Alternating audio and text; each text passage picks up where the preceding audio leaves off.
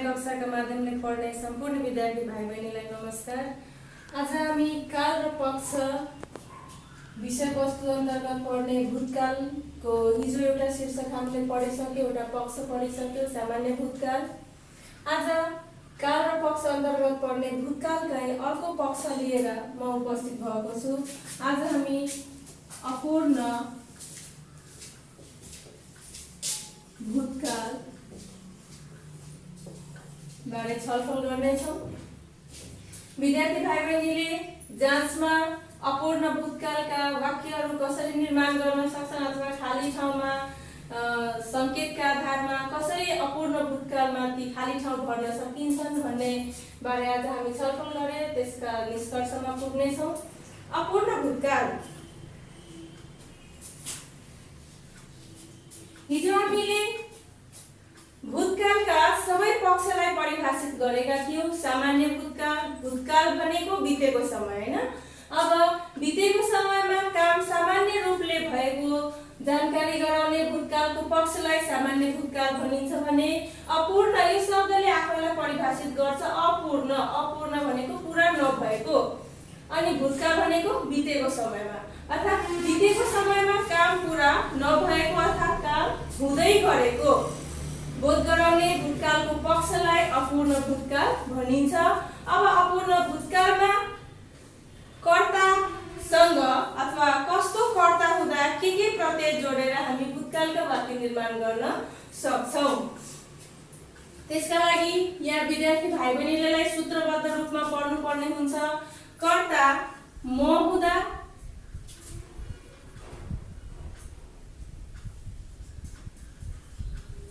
धातु जोड दै थिए। हिजो हामीले सामान्य भूतकालमा धातु जोड ए प्रत्यय जोड्यौं। अब अपूर्ण भनेपछि काम हुँदै गरेको, यसमा धातु जोड तै दै, त्यसपछाडी थी, त्यसपछाडी सामान्य भूतकालमा जे ए यौ यी सब प्रत्ययहरू जोडेका थियौ ती प्रत्ययहरू यसमा पनि जोडिन्छन्। धातुसँग तै दै प्रत्यय जोडेर त्यसपछाडी मात्र थिए थियौ जस्ता प्रत्यय जोड्नु पर्छ। हामीसँग धातु जोड दै थियौ। म काम गर्दै थिएँ अर्थात् बितेको समयमा मेरो काम सकेको थिएन। हामी काम गर्दै थियौं।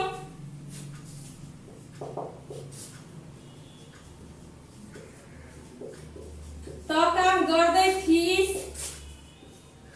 पुल्लिङ स्त्रीलिङ दुईटैमा एउटै प्रयोग हुन्छ।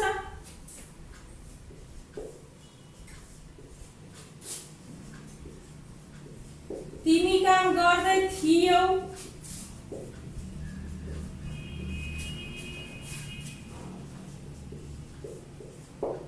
तपाई अनि तपाईहरुसँग, यहाँ पनि तिमीसँग तिमीहरु पनि जोडौ किनभने एक वचन र बहुवचन दुईटैमा एउटै प्रत्ययको प्रयोग हुन्छ। तपाई अथवा तपाईहरु हुँदा धातु जोड दै हुनुहुन्थ्यो। तपाई काम गर्दै हुनुहुन्थ्यो।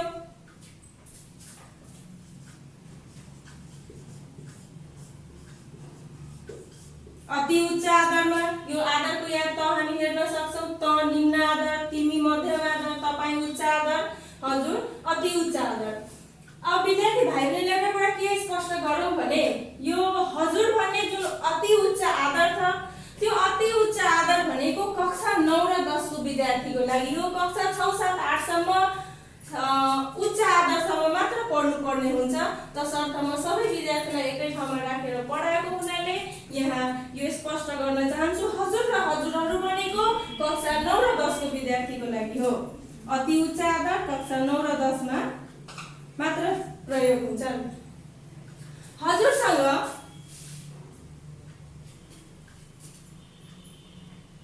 अब ई त्यसपछाडी बक्सदै थियो। अब प्रत्यय यहाँ हामीले खा राख्यौं भने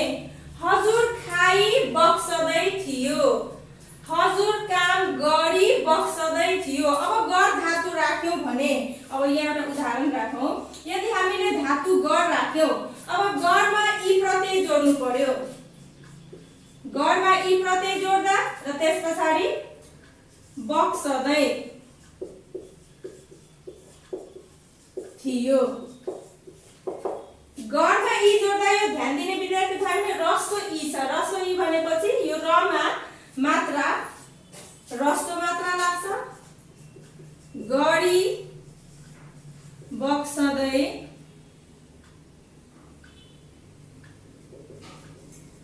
थियो। गढी बक्सदै थियो। त्यसै गरेर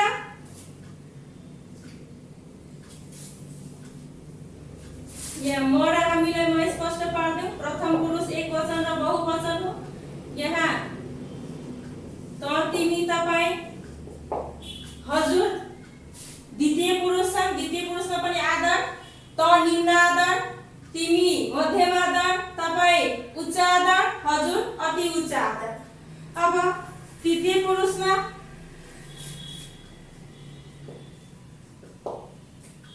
उ, यो, त्यो, अथवा यहाँ कुनै पुल्लिङ्ग बुझाउने नाम छ भने,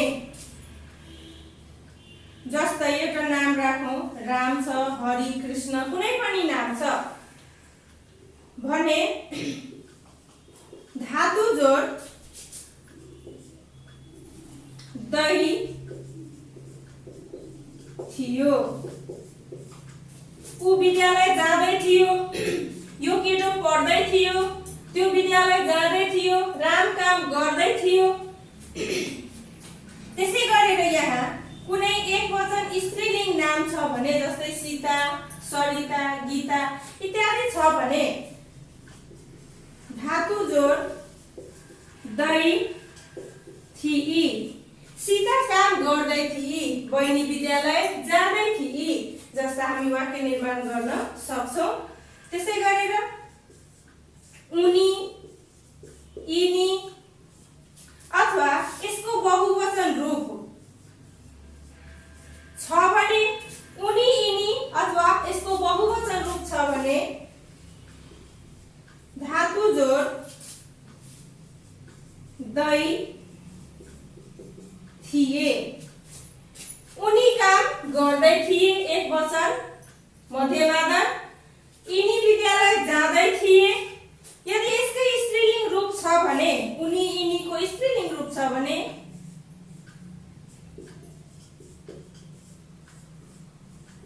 यहाँ म स्पष्ट लेख्छु यो स्त्रीलिङ्ग भनेर। स्त्रीलिङ्ग रूप छ भने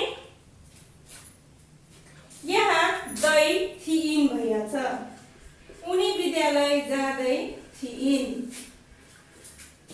त्यसै गरेर उहाँ, यहाँ अथवा यसको बहुवचन रूप प्रयोग गर्नुपर्ने छ भने धातु जोड दै हुनुहुन्थ्यो।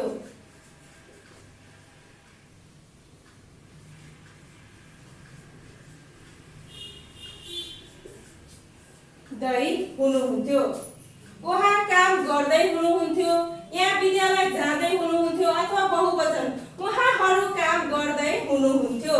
यसरी विद्यार्थी भाइ बहिनीले प्रथम पुरुष एकवचन म, हामी यसमा लाग्ने अपूर्ण भूतकालसँग धातु जोड दै थिए, हामीसँग दै थियौ। त्यसै गरेर तसँग द्वितीय पुरुषमा तसँग दै थिइस्, तिमी अथवा तिमीहरू छ भने दै थियौ, तपाईं अथवा तपाईंहरूसँग दै हुनुहुन्थ्यो, हजुर अथवा हजुरहरूसँग यी बक्सदै थियो, खाई बक्सदै थियो, गढी बक्सदै थियो, हिडी बक्सदै थियो इत्यादि। ऊ, यो, त्यो अथवा कुनै पुल्लिङ्गी नाम छ भने त्योसँग दै थियो। कुनै एकवचन स्त्रीलिङ्ग नाम छ भने त्यहाँ दै थिई। उनी, यिनी र यसको बहुवचन रूप सँग दै थिए। उनी, यिनीको स्त्रीलिङ्ग रूप छ भने दै थिए। उहाँ, यहाँ र त्यसको बहुवचन रूप छ भने दै हुनुहुन्थ्यो। विद्यार्थी भाइ बहिनीले एउटा कुरा के सम्झिनु पर्यो भने बहुवचनमा गएर लिङ्ग भेद पनि रहँदैन र आदरको भेद पनि रहँदैन। बहुवचनमा जुन चाहिँ पुल्लिङ्गमा लाग्छ, स्त्रीलिङ्गमा लाग्छ, अर्थात् बहुवचनमा गएर सरल नै मानिन्छ। त्यहाँ स्त्रीलिङ्ग र पुल्लिङ्ग छुट्टिँदैन। त्यसैले बहुवचनमा विद्यार्थी भाइ बहिनीले लिङ्गभेद रहँदैन, त्यसै गरेर आदरमा पनि लिङ्गभेद रहँदैन। अब आदरमा मानौ आमा काम गर्दै हुनुहुन्थ्यो, आमा त स्त्रीलिङ्ग शब्द छ, यहाँ यदि बुवा राख्यो भने बुवा पुल्लिङ्ग छ, तर जे स्त्रीलिङ्गमा लाग्यो त्यही पुल्लिङ्गमा लाग्यो, अर्थात् आदरमा लिङ्गभेद रहँदैन, त्यसै गरेर वचनमा पनि लिङ्गभेद रहँदैन। अब यी सूत्र प्रयोग गरेर विद्यार्थी भाइ बहिनीले जाँचमा सोधिएका प्रश्नलाई समाधान गर्न सक्नेछन्। कतिपय प्रश्न विद्यार्थी भाइ बहिनीहरू अल्मलिन्छन्। त्यो अल्मिने परिस्थिति के हो भने विद्यार्थी भाइ बहिनी सूत्रमा आफू चाहिँ दिग्गज नहुनु, सूत्र राम्ररी कन्छ नभएको हुनु, त्यस परिस्थितिमा मात्र अल्मलिन्छन्। त्यसैले यो सूत्रलाई विद्यार्थी भाइ बहिनीले कन्छ गर्नुपर्ने हुन्छ। अब जाँचमा सोधिने नमुना प्रश्नहरू कस्ता रहेका हुन्छन् भने कोष्ठमा अथवा कोष्ठकमा दिएको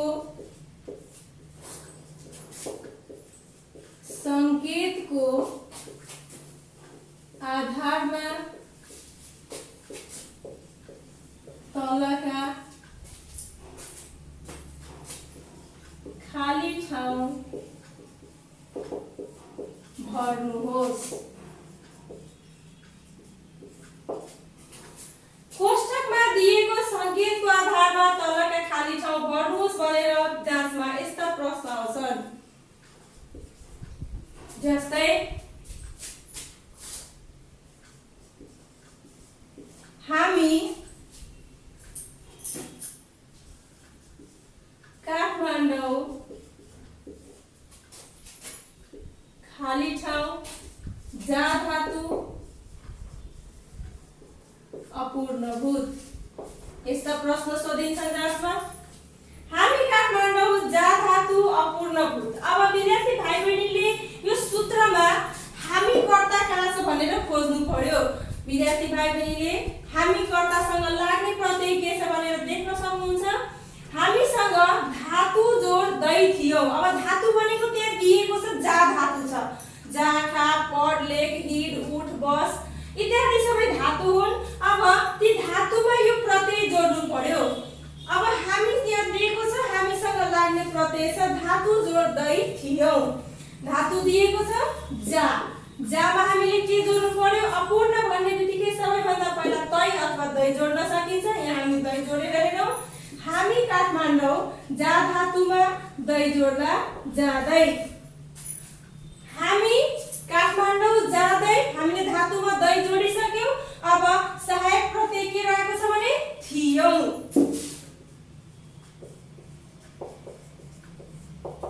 उत्तर के आयो? हामी काठमाडौँ जाँदै थियौ।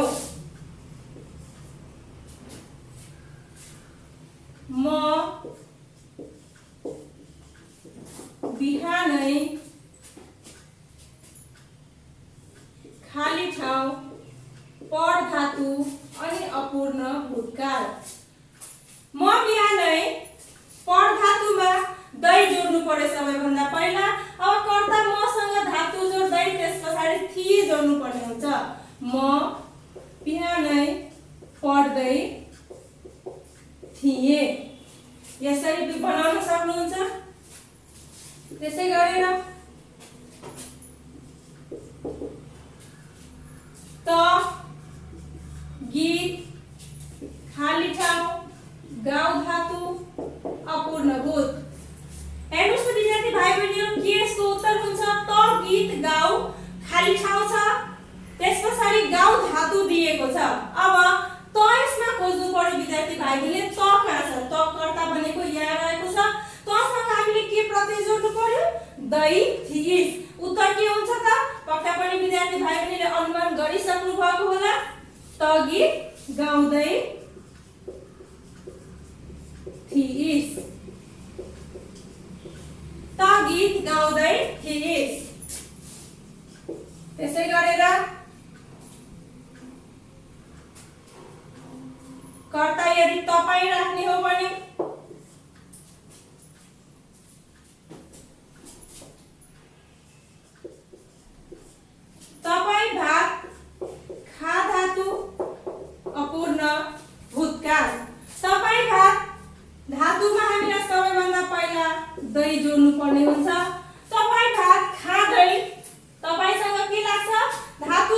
खाँदै खाँदै भयो। अब सहायक प्रत्यय हुनुहुन्थ्यो, तपाई भात खाँदै हुनुहुन्थ्यो।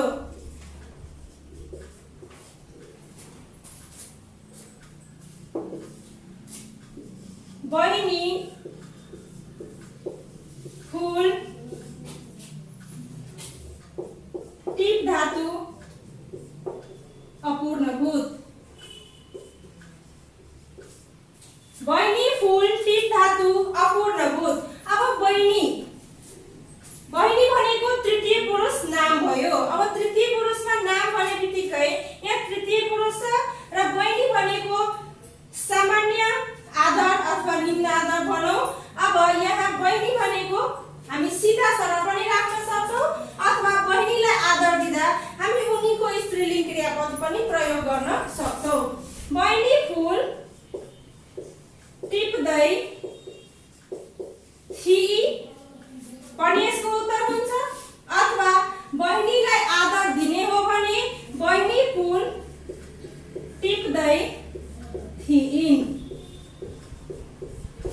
यो दुईटै सही हुन्छ। बहिनी फूल टिप्दै थिई बहिनीलाई सामान्य आदर दिने हो भने अपूर्णभूतमा बहिनी फूल टिप्दै थिई। बहिनीलाई मध्यम आदर दिने हो भने बहिनी फूल टिप्दै थिई। विद्यार्थी भाइ बहिनीले जाँचमा यी दुईटै प्रयोग गर्न सक्नेछन्, दुईटै नै सही हुन्छ। त्यसै गरेर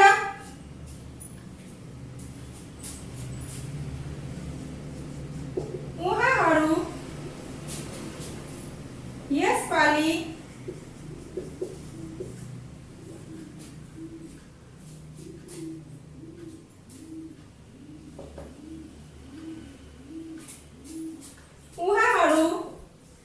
पोहोर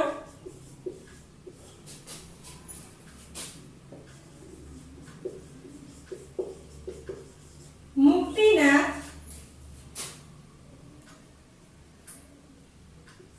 खाली ठाउँ जा धातु अनि यसलाई पनि हामी अपूर्णभूतमा बनाउने हो भने उहाँहरू पोहोर मुक्तिनाथ जाँदै जा धातुमा दै प्रत्यय थप्दा जाँदै। अब उहाँहरू भनेको यहाँ छ उहाँको बहुवचन उहाँहरू, उहाँहरूसँग धातु जोड्दै हुनुहुन्थ्यो, उहाँहरू पोहोर मुक्तिनाथ जाँदै हुनुहुन्थ्यो। यसरी विद्यार्थी भाइ बहिनीले जाँचमा यी सूत्रलाई कण्ठ गरेर यस्ता अपूर्णभूतबाट आउने जस्तो पनि प्रश्नलाई समाधान गर्न सक्नुहुनेछ। अब यो त भयो खाली ठाउँमा सोध्ने प्रश्न। यसबाहेक अन्य प्रकृतिका प्रश्न समेत निर्माण गर्न सकिन्छ, जुन चाहिँ कक्षा 8, 9, 10 का विद्यार्थीलाई जाँचमा अपूर्णभूत अथवा काल र पक्ष मध्ये एउटा अर्को किसिमको प्रश्न पनि सोध्ने गरेको पाइन्छ। त्यो कस्तो प्रश्न हुन्छ भन्ने बारे अहिले हामी छलफल गर्छौं।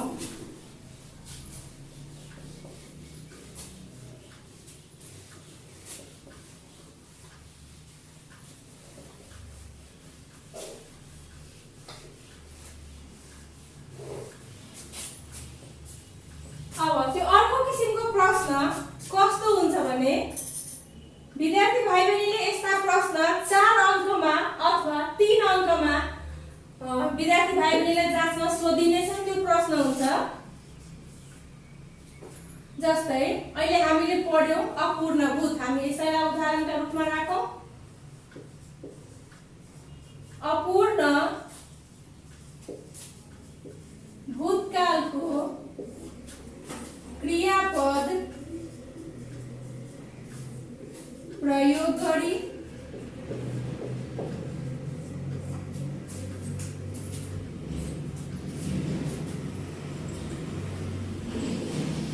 हिजो गरेको कुनै 4 वटा कार्यहरू उल्लेख गर्नुहोस्।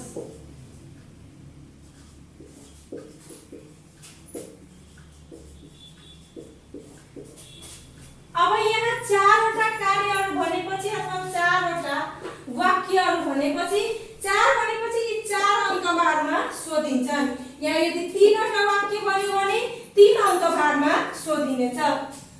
कक्षा 8 मा 4 अङ्क भारमा सोधिन्छ भने 9 र 10 मा 3 अङ्क भारमा सोधिन्छ।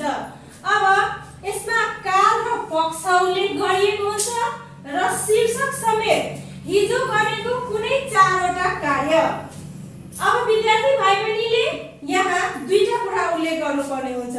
पहिलो त अपूर्ण भूतकाल।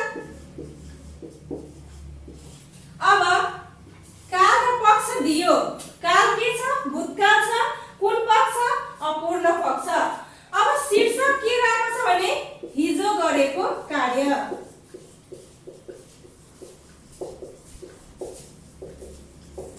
शीर्षक के छ? हिजो गरेको कार्य।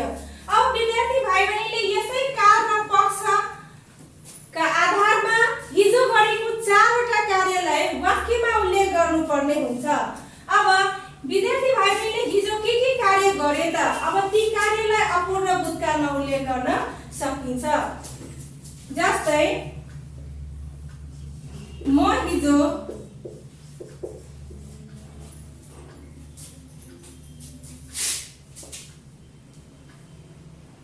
कक्षा 9 को नयाँ किताबहरू किन्दै थिए।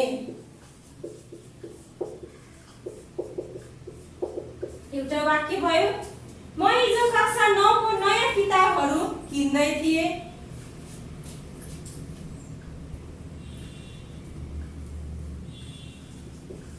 भाइ बहिनीहरूसँग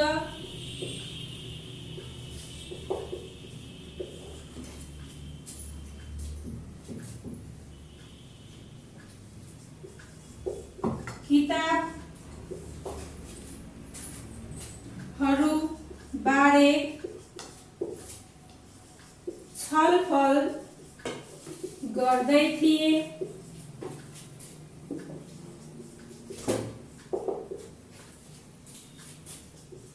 त्यसपछि हामी बेलुका खाजा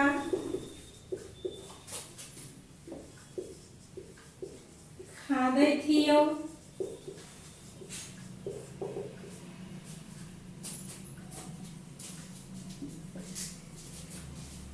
बेलुका हामी खाजा खाँदै थियौं। अनि यहाँ पूर्ण विराम हटाउँ, हामीले अनि राख्यौं भने अथवा यहाँ पूर्ण विराम राखेर अर्को वाक्य उल्लेख गर्नुपर्ने छ भने म राति 10:30 मा सुत्दै थिएँ।